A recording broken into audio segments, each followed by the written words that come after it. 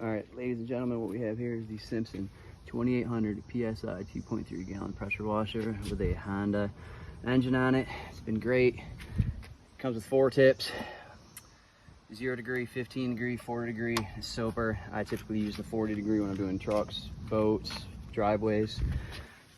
Here's your oil reservoir. You're gonna want to check that and make sure that's filled up before you start it every time. Super easy, just pour oil in there and you're good to go. Backside here, you got your gun right here. That connects to your number 2 port at the back of the pressure washer.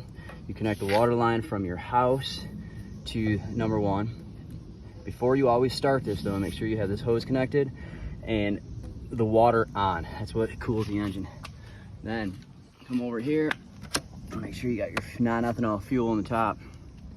Go ahead and hit the on-off switch. Crank that on.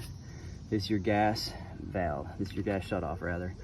It's going perpendicular to your gas line. That means the fuel is off.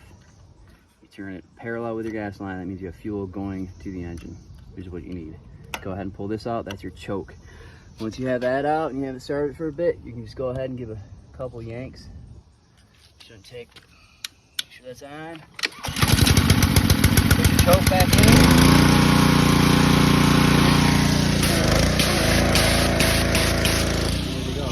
See